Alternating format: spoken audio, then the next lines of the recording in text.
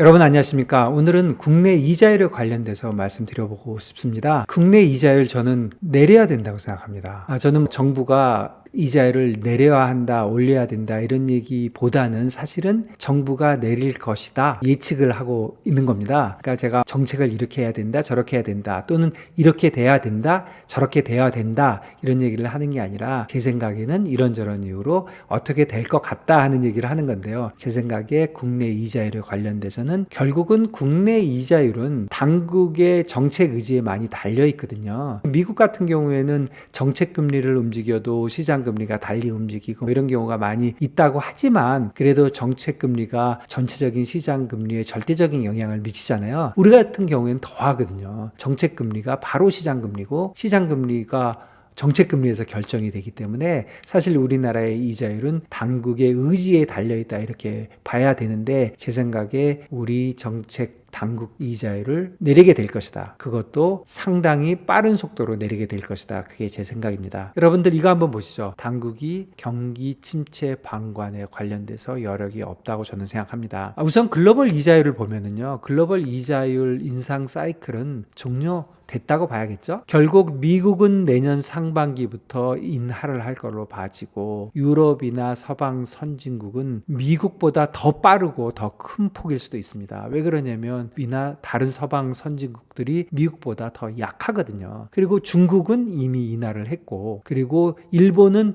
인상 쪽으로 가긴 하지만 절대값이 워낙 낮으니까 조금 내용이 다르다 이렇게 봐야 되고 아세안들은 중립일 가능성이 좀 있긴 합니다. 글로벌 경기 쪽에서 보면 글로벌 이자율 인상 사이클 이후의 예상 경로는 여러분들 뭐라고 생각하십니까?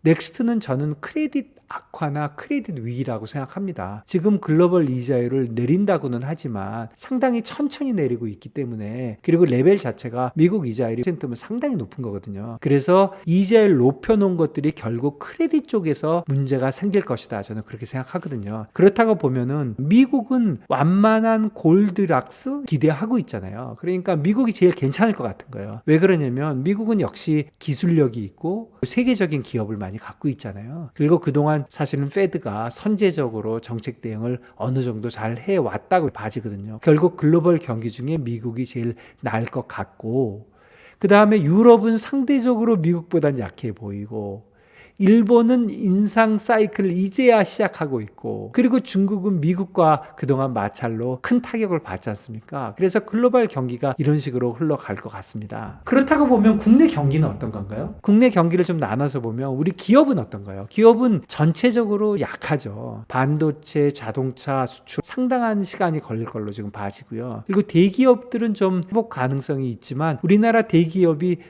다른 나라에 비해서 비중이 작잖아요. 그리고 중소기업, 자영업 이런 비중이 상당히 큰 편인데 팬데믹 이후에 큰 타격을 받았고 그리고 다시 돌아서기는 굉장히 어려운 그런 상황에 있고 정부를 보면은 제가 말씀드린 대로 여력이 상당 수준 감소했죠. 팬데믹 때 이런저런 돈을 많이 썼고 또 다가올 총선이나 이런 정치적인 이슈들이 많이 있기 때문에 여력이 상당히 감소해 있다 이렇게 봐야 될 것 같습니다. 국내 경기를 가계와 부동산 쪽에서도 한번 보겠습니다. 제가 기업, 정부, 가계 그리고 왜 갑자기 부동산 얘기를 꺼내냐 하면 가계에 관련된 문제가 부동산과 너무 많이 연계되어 있는 것 같아요. 이렇게 보시면 어떨까요? 가계는 이미 한계 수준에 저는 도달해 있다고 생각합니다. 그동안 가계가 팬데믹 이후에 굉장히 힘들어진 거 사실이거든요. 최근에 가계 부채가 증가를 하니까 부동산 투자, 부동산 투기 이런 거를 또 하는 게 아닌가 이런 생각을 하면서 가계 부채를 막아야 된다 이렇게 얘기하고 있는데 최근에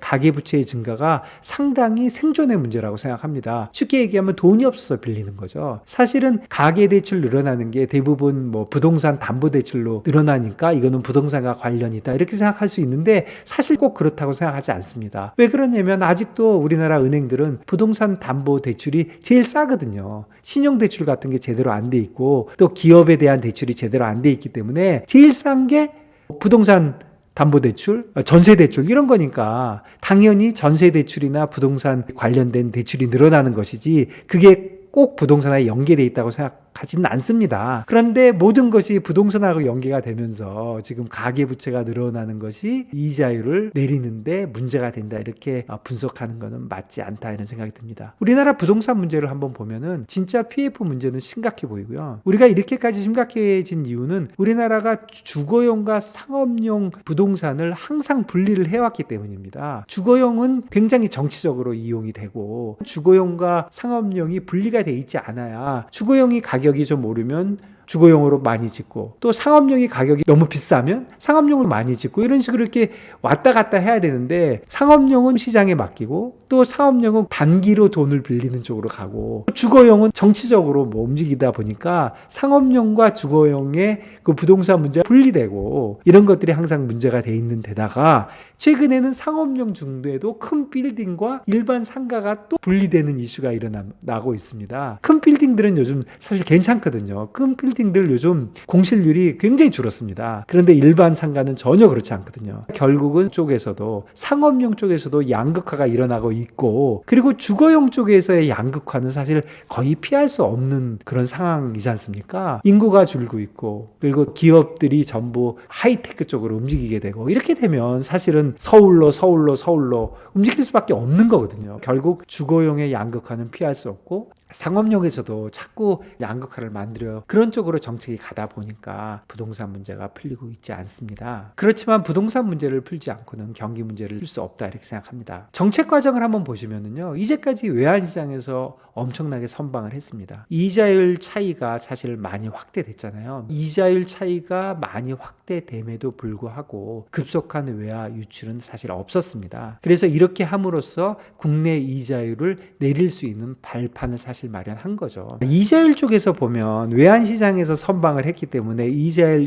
인하를 할 수 있는 사실 발판이 됐거든요. 그리고 또 미국도 이자율을 이제 올릴 것 같지는 않으니까. 그런데 이자율을 과감하게 내리지 못하는 이유를 보면은 이 주거용 부동산, 아파트 값 오르는 게 정치화에 돼 있어서 이것 때문에 좀 망설이고 있고, 가계부채의 증가가 부동산과 연계된 거 아닌가. 부동산과 연계되어 있으니까 가계부채 증가가 있으면 이자율을 내리면 안 되겠다, 이런 쪽으로 돌아가고 있는 문제가 있어 보이는데요. 그런데 제가 오늘 영상에서 계속 말씀드린 대로 이 다음에 전 세계적인 문제, 우리나라에서도 문제는 신용위기거든요. 우리나라의 신용위기의 가능성은 사실 최근에 크게 증가하고 있거든요. 그래서 더 이상 가계 문제와 경기 하방 리스크를 방치할 수는 없을 것이라고 생각합니다. 그래서 제 생각에는 이렇게 방치할 수 없는 상황이라면 결국은 당국은 이자율을 생각보다 상당히 빠른 속도로 앞으로 내릴 것이다, 그렇게 예상이 됩니다.